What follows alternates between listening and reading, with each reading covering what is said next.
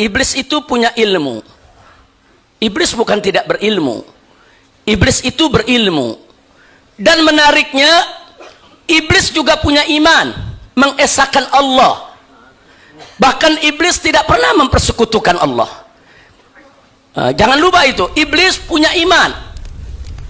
Di mana iblis tidak pernah dan tidak akan pernah mau untuk mempersekutukan Allah. Kenapa? Karena iblis punya ilmu, tahu betul kalau Allah itu Maha Esa. Kalau Allah itu tidak beranak dan tidak diperanakan, saudara. Tapi iblis tidak punya akhlak, ya kawan. Ini yang jadi persoalan. Ilmu dia punya, iman dia punya, tapi akhlak nggak ada, nggak punya adab, saudara. Sekarang mana bukti kalau iblis itu punya ilmu, saudara? Nah, buktinya, saudara, kalau kita buka Al-Quranul Karim, saudara, surat Al-Anfal ayat 48, tatkala Allah menceritakan bagaimana iblis dan pasukannya, saudara, itu menggoda orang-orang yang tersesat jalan untuk terus berjuang membela kesesatannya, saudara. Yang digambarkan oleh iblis seolah-olah perjuangan mereka itu memperjuangkan kebenaran. Tapi begitu mereka sudah tersesat, saudara, apa yang terjadi? Waqala ini Allah menceritakan dalam Al-Quran. Maka iblis itu berkata, inni bari'um minhu. Kata iblis apa? Aku melepas diri daripada kesesatan mereka. Aku melepas diri daripada kemusyrikan mereka. Inni ara ma la tarawna. Aku melihat, saudara, yang kalian tidak lihat. Inni akhafullah, kata iblis. Sesungguhnya aku ini takut kepada Allah. Wallahu syadidul iqab. Dan Allah maha pedih siksanya. Ibadallah. Jadi iblis ini habis ngegoda orang buat sesat, buat musyrik. Begitu udah sesat dia lari. Ya Allah, ana nggak tanggung jawab, ya Allah. Enak aja tuh iblis. Udah gitu dia ngaku apa? Ini akhafullah, ana takut sama Allah. Memang iblis nggak berani kepada Allah, ya ikhwan. Jadi iblis punya ilmu, dia tahu siapa itu Allah. Iblis tahu Allah itu Maha Esa, Allah itu Maha Besar, Allah itu Maha Kuasa. Iblis tahu ada ilmu, saudara. Bukan tidak punya ilmu, saudara.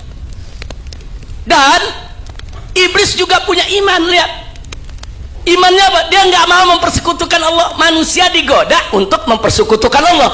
Begitu manusia nyembah berhala, iblis lari. Anda nggak tanggung jawab, ya Allah. Masya Allah, kira-kira jelas gak? Berarti iblis ada ilmu gak?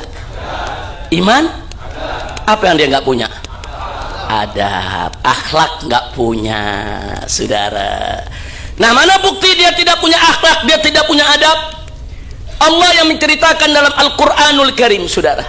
Di antaranya dalam surat Al-Baqarah, faqala ta'ala, wa idh qulna lil malaikati isjudu li adama fasajadu illa iblis aba wastakbar. Jadi Allah menyatakan tatkala kami perintahkan, kami katakan kepada para malaikat, apa yang dikatakan oleh Allah? Usjudu, sujudlah kalian semua li Adam, kepada Adam. Fasajadu, malaikat sam'an wa ta'ah, dengar perintah Allah, taat, mereka semua sujud. Illa iblis, kecuali iblis. Ada apa dengan iblis? Aba wastakbar, dia menolak dan dia takabur, sombong. Nah, sekarang saya tanya, Allah perintah, iblis nolak, akhlak tidak itu? Nggak punya akhlak, ya kawan. Jangankan diperintah Allah, kita diperintah orang tua kita dalam hal yang baik, kita nggak patuh, kita nggak punya akhlak. Apalagi kalau diperintah oleh Allah. Iblis nggak punya akhlak, Allah perintah dia tolak. Udah gitu dia sombong. Orang kalau sombong berarti akhlaknya bagus gak? Nggak bagus, ya kawan. Jadi ayat ini menginformasikan kepada kita, iblis itu nggak punya akhlak, nggak punya adab yang baik, ya ikhwan. Allah perintah, dia tolak.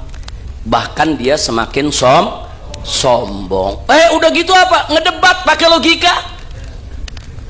Allah didebat pakai logika, ya ikhwan.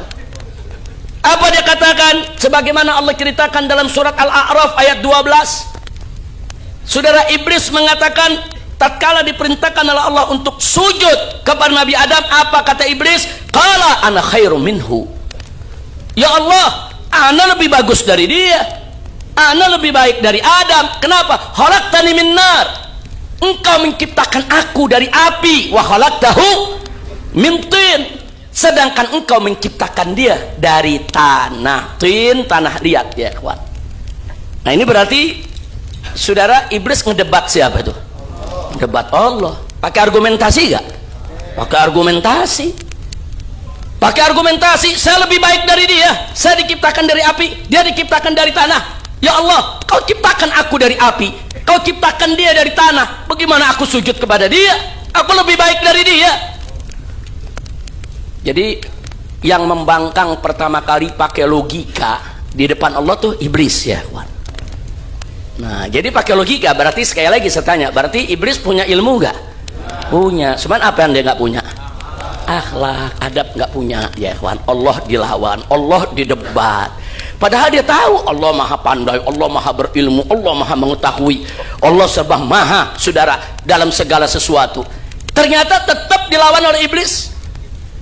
Nah maka itu saudara, dalam hal ini saya jadi ingat pesan amanat Al-Habib Ali bin Abdurrahman Al-Habsyi di Kuitang ya ikhwan. Al-Habib Ali ini pernah mengatakan, saya heran saudara, iblis itu disuruh sujud kepada Adam nggak mau, tapi sekarang umat manusia disuruh sujud kepada Allah nggak mau. Ini kira-kira lebih besar mana nih persoalannya saudara? Iblis disuruh sujud kepada Allah, sujud. Disuruh sujud kepada Adam nggak mau. Ini manusia disuruh sujud kepada Allah nggak mau. Kayaknya lebih keras kepala dari iblis manusia saudara. Hati-hati tuh yang nggak sholat, hati-hati, hati-hati yang nggak sholat. Jadi yang nggak sholat ini berguru kepada iblis. Ya pantas, pantas. Kenapa? Karena ada pepatah mengatakan guru kencing berdiri, murid kencingin guru. Itu guru kencing berdiri, murid kencing berlari, tuh jadul tuh. Itu peribahasa zaman dulu. Peribahasa zaman sekarang, guru kencing berdiri, murid kencingin guru.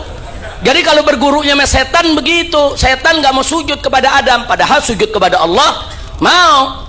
Nah manusia ada yang berguru kepada setan, hatta sama Allah dan nggak mau sujud ya kuat. Na'udzubillah min